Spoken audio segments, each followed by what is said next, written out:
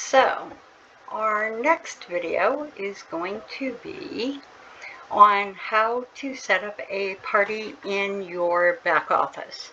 So I've logged into my back office and I am at the main screen. So what you're going to do is you're going to go into create a party. Now, what it's going to say is select a party host. And if it's somebody who's been a guest in another party, that type of thing, you can search for them by name or by their email, or you can create a new host. To create a new host, you're going to need some information. You're going to need their first and last name, their email address, their phone number, and then their physical address. This is their shipping address because Tupperware orders are delivered via UPS. They do not deliver to P.O. boxes. So what you would do is fill in all of that information and then click create new host.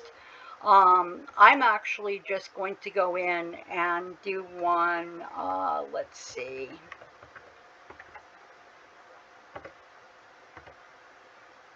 I'm just going to go in and do one under my good friend Melissa's, and we're going to say, so it'll give me her shipping address, the address of the party. You over here will select a date that you're going to have the party. So I'm just going to say the 22nd. And you only have 45 days from the day you create the party.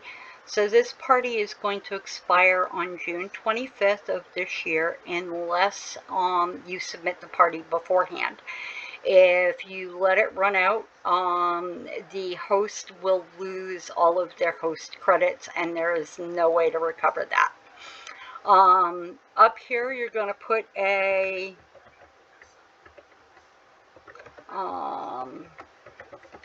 title.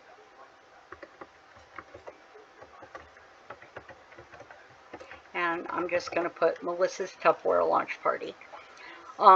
Show party link on my website. This means on your personal selling website, it will show that party up in the open parties.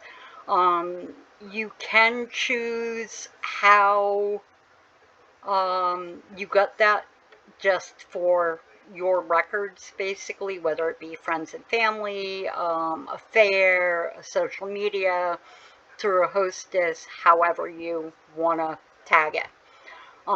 You're then going to click Save.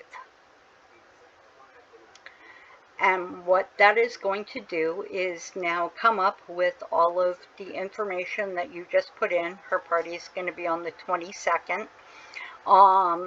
You don't really need to pay attention to the start time and the duration because it's not like the system is going to turn on or off the party link. Once you put it in, it is in. Okay, so to go through the party a little bit, if you click on Manage Invites, this will give a list of anybody who you have invited to the party. It also gives you the ability to click on Copy Party Link, and what that does is it copies the link for people to click on to shop your party. So if I do Copy Party Link, and I'm just going to quickly go up here and I'm going to paste that in just so you can see what that looks like. So if I paste that in, if someone clicks on it, this is what they're going to see. They're going to see Melissa's Tupperware Launch Party and shopping with Julie Gales as the consultant for this party. And then they can go through and shop your personal website. So that is what the customer sees when you send them that link. Okay. The next is going to be party orders. Okay. So this is going to show you, or in this case myself, as the consultant. It is also going to show the host cart. Okay. So to add things to a host cart, you would click on view cart, and because they booked the party, you can add a dating gift. You also will manually enter in your customers' orders, or your host's order. And this is where you will apply the host credits for their party when you are closing the party out. Okay. If you were adding someone to the party, say Susie Smith decided she wanted to place an order, but she wants to do it through you rather than shopping the website. Once again, if you know it is somebody who is in your system, you can search by name or email, or you can click create new guest. So I will just do this as, now let's see, I'm just going to add my sister because, you know, we're just doing this as a mock-up. So I've added her as a guest. I'm going to go into her cart, and I am going to just add some things in.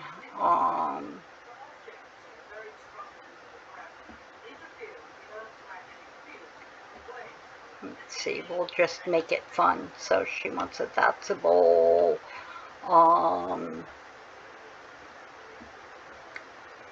Oops, sorry, wrong click. So let's go cookware and bakeware because that's usually the more expensive stuff. Alright, so if I add that to the cart, now this shows that the customer has 3 orders, or the party has 3 orders that total $250. So at $200, the host then would earn more items. Okay. So if I just leave that, if I go into the host's cart, you'll see she's now qualified for a thank you gift. So I'm going to add that to her cart. And you don't have to add those as the party builds. You can add those all at the end of the party. The last thing I will show you is, and if anybody orders through that website link, they are going to have a cart show up in this section of the back office, and it will show a little web icon up in the corner, so you can see it was a web order. Okay. The last tab here is review and submit, and this is going to be where you finish up all of your party information. So if, say, Amy ordered her stuff but she hasn't paid for it yet, what you can do is you can copy the payment link and message it to her, or you can email it to her, and then what that will do is it will send them a secure link to pay for their order. And once they fill that out and complete the payment, you can actually go back in here before the party is over and submit their order so that they are not having to wait for everybody else to finish the party before their order gets processed and sent out. Okay. So that is basically how you set up a party, and we will go through submitting a party in another video at a later date. So hope that explains a lot. Thanks, guys.